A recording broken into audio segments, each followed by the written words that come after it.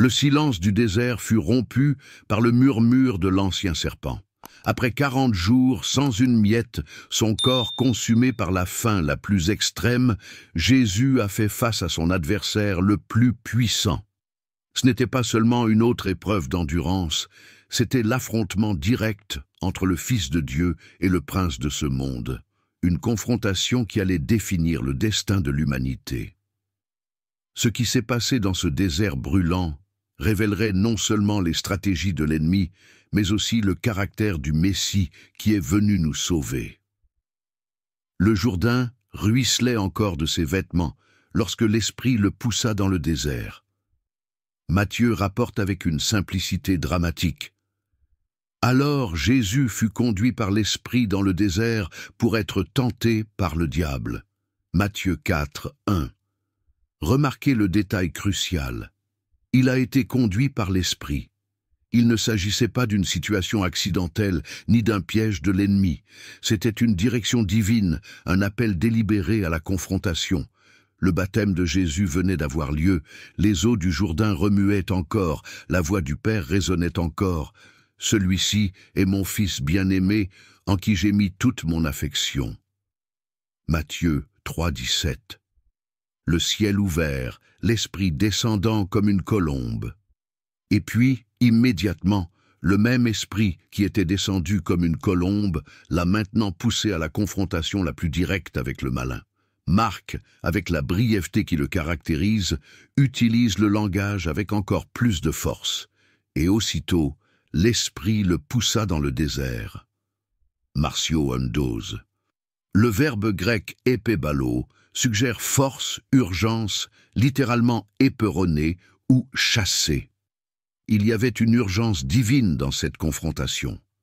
Avant de commencer son ministère public, Jésus devait affronter et vaincre l'adversaire de l'humanité sur son propre territoire. Le désert de Judée n'était pas un environnement doux, c'était un paysage désolé de pierres pointues, un sol fissuré par la sécheresse, dépourvu de nourriture et presque sans eau.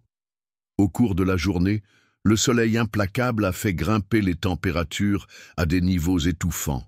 La nuit, le froid mordant pénétrait jusqu'aux os.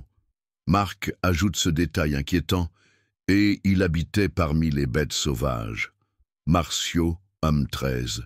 Il n'y avait pas de compagnie humaine, seulement des animaux sauvages, et un danger physique constant. Symboliquement, le désert a eu une signification profonde dans l'histoire d'Israël. C'est dans le désert que Dieu a formé son peuple après l'Exode.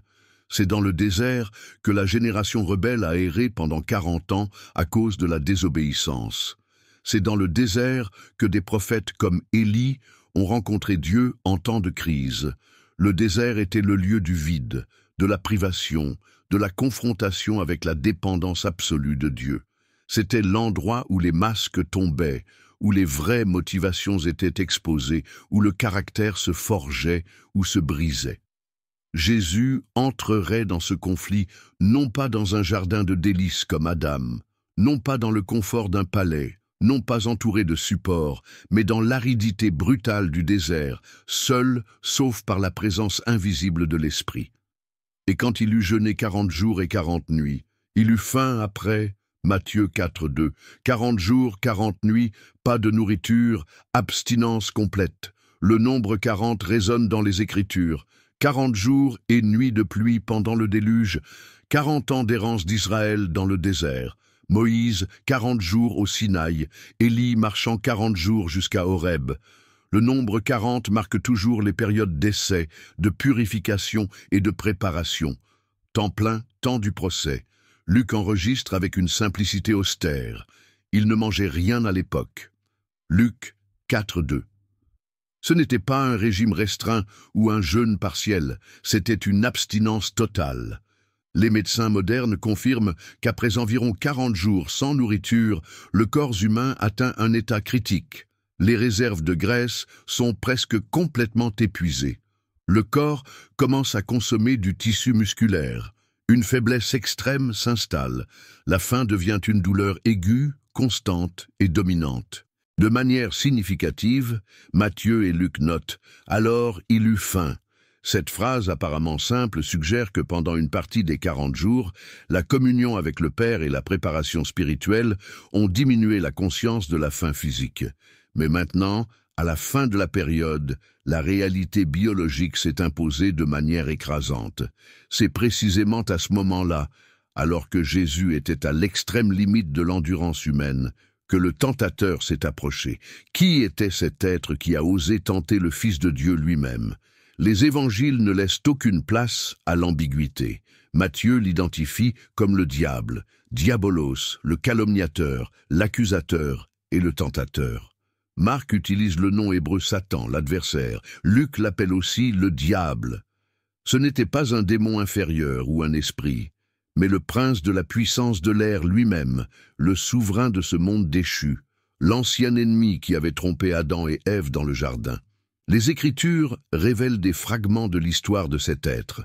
À l'origine, il était un ange de lumière, peut-être le plus glorieux de tous les êtres créés. Ésaïe 14 et Ézéchiel 28, bien qu'ils s'adressent principalement aux rois humains, offrent un aperçu de leur chute par l'orgueil.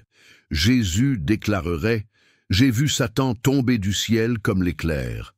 Luc 10-18. Jean, dans Apocalypse 12, le décrit comme le dragon qui a entraîné avec lui le tiers des étoiles du ciel, suggérant qu'il a emmené avec lui un tiers des êtres angéliques dans sa rébellion. Pierre le compare à un lion rugissant, cherchant qui il peut dévorer. 1 Pierre 5,8. Paul l'appelle le Dieu de ce monde, qui aveugle l'esprit des incroyants. 2 Corinthiens 4,4. Or cet être puissant, intelligent et malveillant est directement opposé au Fils de Dieu incarné. Le démon choisit son moment avec une précision astucieuse. Après 40 jours de jeûne absolu, le corps humain de Jésus a réclamé de la nourriture. À ce stade, la faim n'est pas un simple inconfort, mais une douleur atroce et obsessionnelle. Si tu es le Fils de Dieu, ordonne que ces pierres soient changées en pain. Matthieu 4,3. Remarquez la subtilité de l'approche. Le tentateur ne remet pas directement en question la divinité de Jésus. Il savait bien qui était Jésus. Au lieu de cela, il insinue « Si vous êtes, semant la graine du doute ou de la défiance ». Le désert de Judée regorge de pierres arrondies qui, curieusement, ressemblent au pain plat courant en Palestine au 1er siècle. La ressemblance visuelle rendrait la suggestion encore plus vive et tentante. À première vue, la suggestion semble raisonnable, voire sensée. Qu'y aurait-il de mal à satisfaire un besoin physique légitime?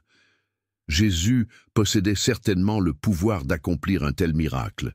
Plus tard, il multipliait les pains pour nourrir les multitudes. Mais c'est là que réside la subtilité de la tentation. Le problème n'était pas de manger après 40 jours de jeûne. Le problème était d'utiliser sa puissance divine pour son bénéfice personnel, en dehors de la volonté expresse du Père. Jésus avait été conduit par l'Esprit à jeûner. Utiliser son pouvoir pour abréger ou atténuer cette épreuve serait subvertir le dessein divin. Il prendrait un contrôle indépendant, ce qui est exactement ce que le démon voulait. La réponse de Jésus a été immédiate et définitive. Il est écrit « L'homme ne vivra pas seulement de pain, mais de toute parole qui sort de la bouche de Dieu. » Matthieu 4,4. Jésus cite Deutéronome 8,3, où Moïse rappelle à Israël comment Dieu les a nourris de manne dans le désert, une nourriture qu'ils ne connaissaient pas, pour leur enseigner que la vraie vie dépend plus de l'obéissance à Dieu que de la satisfaction des besoins physiques. Il est profondément significatif que Jésus se tourne vers les Écritures. Il n'utilise pas son autorité inhérente, il n'accomplit pas de contre-miracle, il n'entre pas dans le débat philosophique, il cite simplement la parole de Dieu, démontrant que la même autorité que tous les croyants peuvent invoquer est suffisante pour vaincre l'ennemi. La réponse de Jésus établit une hiérarchie claire des valeurs. L'obéissance à la volonté de Dieu surmonte même les besoins physiques légitimes. La nourriture matérielle soutient le corps temporairement, mais la parole de Dieu soutient l'être entier, éternellement. Sa réponse implique la reconnaissance que le but du jeûne n'était pas simplement de se priver de nourriture, mais de se concentrer entièrement sur la communion avec Dieu et la préparation spirituelle à son ministère. Cet objectif ne serait pas compromis, même face à la faim la plus extrême. Vaincu à la première tentation, l'adversaire changea de tactique. Alors le diable l'emmena dans la ville sainte, le plaça sur le pinacle du temple et lui dit « Si tu es le Fils de Dieu, jette-toi d'ici, car il est écrit « Il ordonnera à ses anges de te garder, et ils te tiendront dans leurs mains, de peur que tu ne heurtes ton pied contre une pierre. » Matthieu 4, 5-6. Le pinacle du temple faisait probablement référence à l'extrémité sud-est du complexe du temple à Jérusalem, une chute abrupte au-dessus de la vallée du Cédron. L'historien Joseph décrit cette hauteur comme si extrême qu'elle provoquait des vertiges à quiconque regardait vers le bas. Cette seconde tentation opérait à plusieurs niveaux de ruse. Tout d'abord, remarquez comment le diable utilise maintenant les Écritures elles-mêmes, le psaume 91, 11-12, comme outil de tentation. Il démontre que la connaissance des paroles de la Bible ne garantit pas que nous les utiliserons correctement. Le devis est exact, mais l'application est pervertie.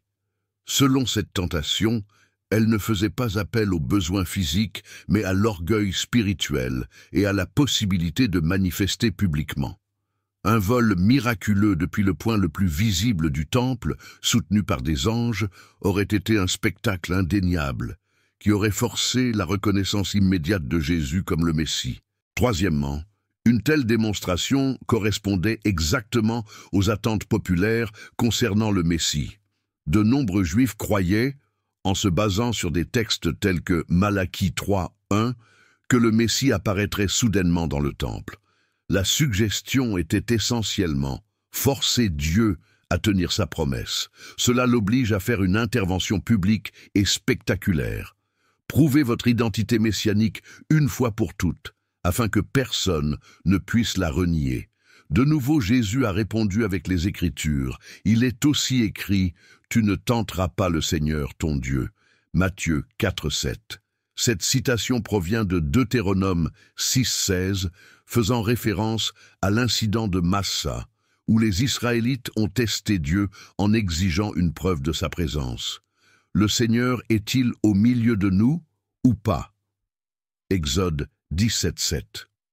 La réponse de Jésus révèle sa profonde compréhension de la nature de la vraie foi. Tenter Dieu signifie exiger qu'il prouve son amour ou sa puissance par des démonstrations spécifiques déterminées par nous. C'est traiter Dieu comme un objet d'épreuve et non comme un Seigneur souverain. Sauter du temple ne serait pas un acte de foi, mais de présomption. Il ne s'agirait pas de faire confiance à Dieu, mais de le tester. Ce ne serait pas une soumission à la volonté divine, mais une imposition de la volonté humaine. Plus subtilement, la réponse de Jésus montre comment interpréter correctement les Écritures. Lorsque le diable a cité le psaume 91 hors contexte, Jésus a montré qu'un passage biblique doit être compris à la lumière d'autres passages. La promesse de la protection angélique n'annule pas le commandement de ne pas tenter Dieu. Jésus a refusé de manipuler Dieu pour obtenir une validation publique. Son ministère ne serait pas basé sur des spectacles qui forcent la croyance, mais sur des signes qui invitent à la foi. Dans la dernière et la plus audacieuse tentation, le démon jeta carte sur la table. De nouveau, le démon l'emmena sur une très haute montagne, lui montra tous les royaumes du monde et leur gloire, et lui dit « Je te donnerai toutes ces choses, si tu te prosternes et m'adores. » Matthieu 4, 8, 9. Cette vision des royaumes du monde était probablement surnaturelle, permettant à Jésus de contempler non seulement les territoires physiques, mais aussi la puissance, la splendeur et la gloire des empires humains. Luc ajoute la révélation du diable. Il m'a été donné toute cette puissance et toute sa gloire, et je la donne à qui je veux. Luc 4, 6. Étonnamment, Jésus n'a pas contesté cette affirmation. À un autre moment, il se référerait lui-même à Satan comme au prince de ce monde. Jean 12h31. Reconnaître leur influence temporaire sur les systèmes du monde. Cette tentation était des plus complètes et des plus séduisantes. Il offrait le but ultime de la mission messianique, la domination sur les nations sans avoir besoin de la croix. C'était le raccourci suprême, le chemin facile vers la gloire sans souffrance. Il faisait appel à la compassion de Jésus pour l'humanité souffrante, offrant un pouvoir immédiat pour soulager la souffrance et établir la justice sans le long chemin de la rédemption. Il proposait un compromis apparemment pragmatique, un simple geste de révérence en échange du pouvoir de faire le bien à l'échelle mondiale. C'était cette apparence de rationalité qui rendait la tentation si dangereuse. La réponse de Jésus fut incisive et définitive. « Va, Satan, car il est écrit, tu adoreras le Seigneur, ton Dieu, et c'est lui seul que tu serviras. » Matthieu 4,10. Pour la troisième fois, Jésus a cité Deutéronome 6,13, mais cette fois-ci, il a ajouté un ordre direct pour que le tentateur s'en aille. L'adoration exclusive de Dieu était un principe absolument non négociable. Cette réponse a révélé plusieurs vérités. Tout d'abord, Jésus reconnut clairement l'identité et l'intention du tentateur, l'appelant par son nom Satan, adversaire.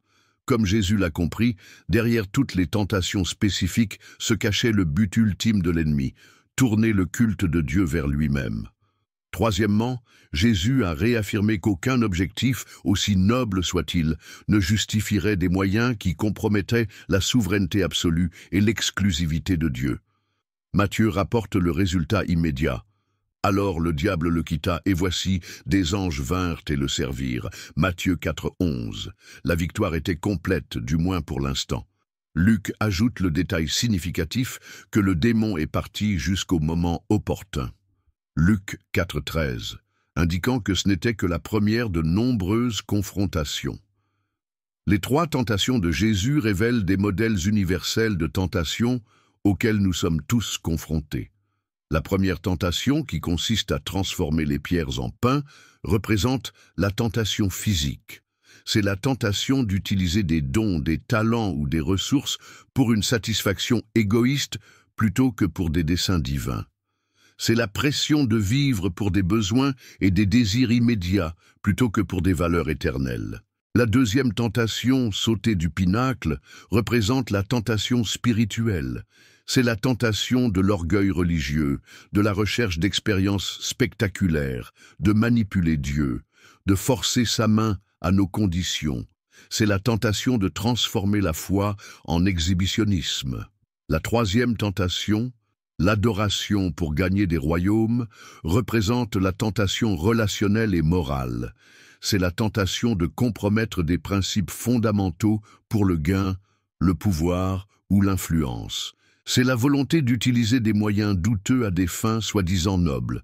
Plus tard, Jean catégorisera toutes les tentations, telles que la convoitise de la chair, la convoitise des yeux et l'orgueil de la vie. 1 Jean 2,16. Des catégories qui correspondent précisément aux tentations auxquelles Jésus a été confronté. Il ne s'agit pas de tentations isolées, mais de schémas qui se répètent dans des variations infinies tout au long de la vie. Ce sont les mêmes stratégies de base utilisées contre Ève dans le jardin, contre Israël dans le désert et contre chaque croyant aujourd'hui. En examinant les tentations plus en profondeur, nous découvrons les tactiques spécifiques que l'ennemi emploie. Il attaque dans les moments de vulnérabilité physique et émotionnelle. Le démon a attendu que Jésus ait faim et qu'il soit physiquement affaibli après 40 jours de jeûne. Il interroge subtilement l'identité et la relation avec Dieu. La répétition de « si tu es le Fils de Dieu » a tenté d'inciter Jésus à prouver quelque chose qui avait déjà été divinement confirmé lors de son baptême. Il déforme sélectivement les Écritures. Sa citation du psaume 91 a omis des parties qui contrediraient son interprétation tordue. Il offre des raccourcis vers des objectifs légitimes, mais par des moyens illégitimes. Le royaume mondial que Jésus recevra finalement, Apocalypse 11,15, a été offert sans la croix. Il mêle la vérité et le mensonge dans des proportions difficiles à discerner. Sa revendication de l'autorité sur les royaumes contenait une demi-vérité sur son influence temporaire.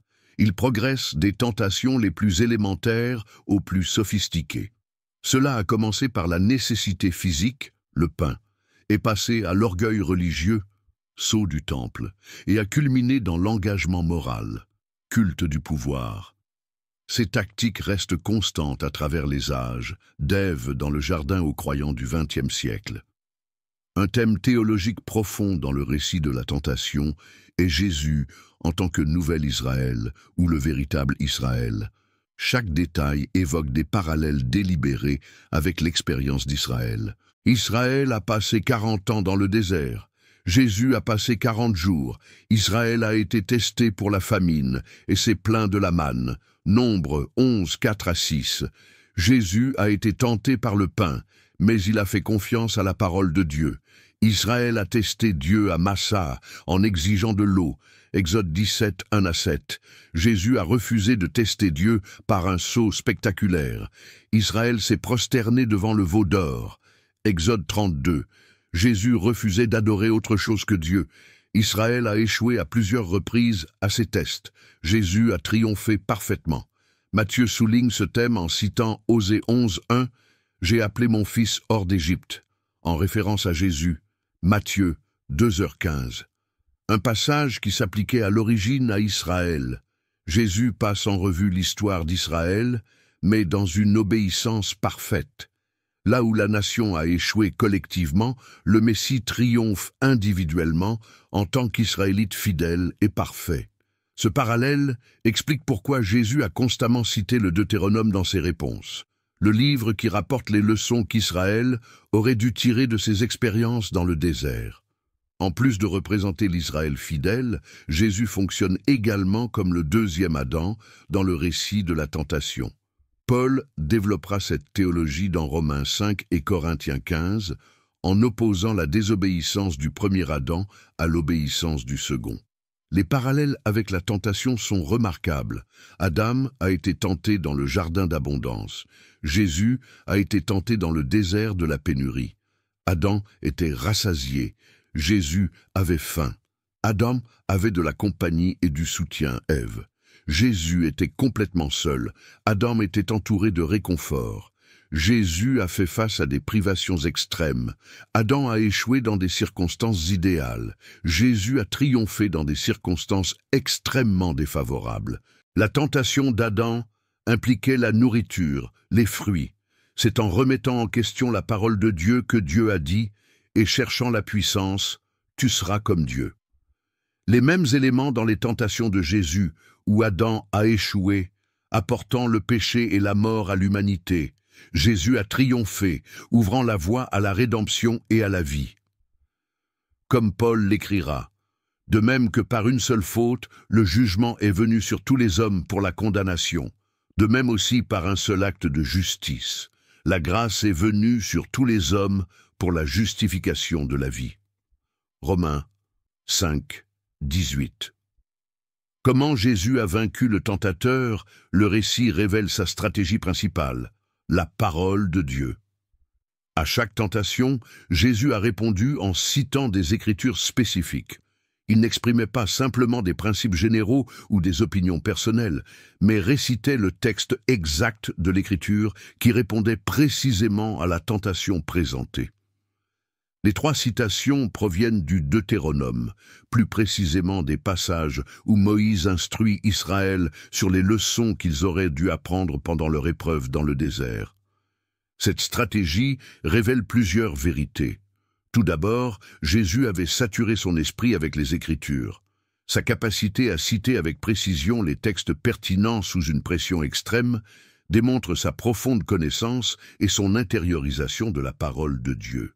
Deuxièmement, Jésus a reconnu l'autorité suprême des Écritures pour résoudre les questions de vérité et de conduite. « C'est écrit » fut son argument définitif. Troisièmement, Jésus a démontré l'importance d'interpréter correctement les Écritures. Lorsque le diable a déformé le psaume 91, Jésus a corrigé l'interprétation avec un autre texte biblique. Plus tard, Paul appellera la parole de Dieu l'épée de l'esprit. Éphésiens 6, 17. La seule arme offensive dans l'arsenal spirituel du croyant. Jésus a magistralement démontré comment manier cette épée, au-delà de la parole. Un autre élément crucial pour la victoire de Jésus était le Saint-Esprit. Luc insiste sur ce point en déclarant « Jésus, rempli du Saint-Esprit, revint du Jourdain et fut conduit par le même esprit dans le désert. » Luc 4, 1. Cette plénitude de l'Esprit n'était pas simplement une expérience émotionnelle ou une bénédiction abstraite. C'était un pouvoir concret de résister au mal, de discerner la vérité et de persévérer dans l'obéissance, même sous une pression extrême. La même disposition est à la disposition des croyants. Paul exhortait « Soyez remplis de l'Esprit » Éphésiens 5, 18, et il m'avertissait « N'éteignez pas l'Esprit » Première épître aux Thessaloniciens 5, 19. La vie remplie de l'Esprit n'est pas un luxe spirituel facultatif, mais une nécessité absolue pour résister à la tentation. Jésus a démontré la coopération parfaite entre la parole et l'Esprit. L'Esprit l'a conduit dans le désert et l'a fortifié à travers l'épreuve. La parole a fourni le contenu spécifique de la vérité pour réfuter les mensonges de l'ennemi. De même, les croyants d'aujourd'hui ont besoin à la fois de la plénitude de l'Esprit et d'une connaissance profonde de la parole pour faire face aux tentations de la vie. La tentation dans le désert révèle avec une clarté sans pareille la véritable humanité de Jésus. Ici, nous voyons qu'il a éprouvé une véritable faim, une véritable tentation, et qu'il a utilisé les mêmes ressources spirituelles disponibles pour tout croyant. Jésus n'a pas fait face à la tentation en tant que Dieu déguisé en homme, utilisant des pouvoirs surnaturels inaccessibles aux humains ordinaires. Il l'a affronté comme un homme véritable, totalement dépendant du Père, guidé par l'Esprit et basé sur les Écritures. L'auteur de l'Épître aux Hébreux insiste sur cette vérité. Nous n'avons pas de grand prêtre qui ne puisse compatir à nos faiblesses, mais en toute chose, il a été tenté comme nous, mais sans péché. Hébreux 4,15. Cette réalité a de profondes implications. Cela signifie que Jésus comprend vraiment nos luttes. Il a personnellement fait l'expérience de l'attrait de la tentation, de l'attrait des raccourcis, de la douleur de la privation, du défi de rester fidèle lorsque toutes les alternatives faciles se présentaient. Cela signifie aussi que votre victoire peut être notre victoire. Les mêmes armes qu'il a utilisées, la parole et l'esprit, sont à notre disposition. Le même Père qui vous a fortifié donne aujourd'hui la force à vos enfants. Luc conclut le récit de la tentation en notant que le diable s'est éloigné de lui jusqu'au moment opportun. Luc 4,13. Indiquant qu'il ne s'agissait pas d'un événement isolé, mais du début d'un schéma continu. Tout au long de son ministère, Jésus a été confronté à plusieurs reprises aux mêmes tentations fondamentales sous différentes formes. La tentation du pain réapparut lorsque les foules, après avoir été miraculeusement nourries, voulurent le faire roi. Jean 6h15. Il voulait un Messie matériel qui garantirait la prospérité physique. Jésus a refusé ce rôle réducteur. La tentation du spectacle refit surface lorsque les pharisiens et les sadducéens exigeaient un signe du ciel. Matthieu 16:1. Jésus a refusé d'accomplir des miracles sur demande, simplement pour impressionner les sceptiques. La tentation du raccourci vers le royaume a émergé de façon spectaculaire lorsque Pierre a essayé de le dissuader d'aller à la croix. Jésus répondit sévèrement, « Passe derrière moi, Satan.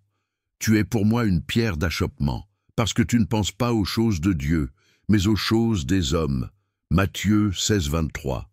Langage remarquablement semblable à celui utilisé dans le désert, la tentation suprême est venue sur la croix, lorsque les moqueurs ont crié « Si tu es enfant de Dieu, descends de la croix » Matthieu 27:40, faisant écho à la même structure conditionnelle des tentations originelles. Dans chaque cas, Jésus a maintenu le même principe d'obéissance fidèle établi dans le désert.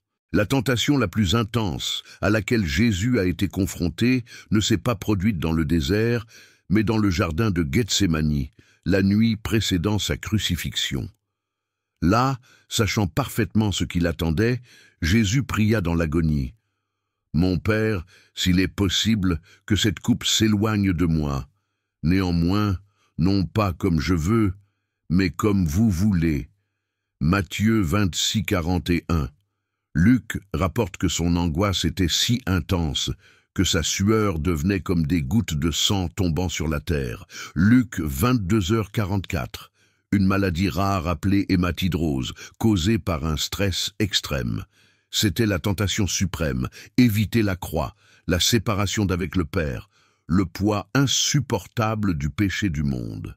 Si le désert représentait des tentations sur la façon dont Jésus mènerait son ministère, Gethsémani représentait la tentation d'abandonner complètement sa mission rédemptrice. De nouveau, Jésus triompha par sa soumission totale à la volonté du Père. Sa dernière prière était simplement « Que la volonté ne soit pas faite, mais la tienne ». Luc 22, 42. Cette victoire finale sur la tentation a ouvert le chemin de la croix et, à travers la croix, vers notre salut. La tentation de Jésus offre des principes vitaux aux disciples du Christ aujourd'hui. Premièrement, la tentation elle-même n'est pas un péché. Jésus a été tenté en toutes choses, comme nous, mais sans péché. Hébreux 4,15. Ressentir l'attraction de la tentation ne signifie pas que vous avez échoué.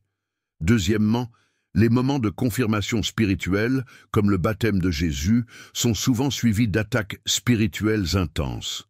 Nous devons être particulièrement vigilants après les victoires spirituelles. Troisièmement, la tentation est souvent déguisée en une solution raisonnable ou un raccourci attrayant vers des objectifs légitimes. Les suggestions les plus dangereuses de l'ennemi ne sont pas manifestement mauvaises, mais subtilement détournées. Quatrièmement, il ne suffit pas de connaître les Écritures superficiellement. Nous devons les comprendre correctement et les appliquer dans leur contexte.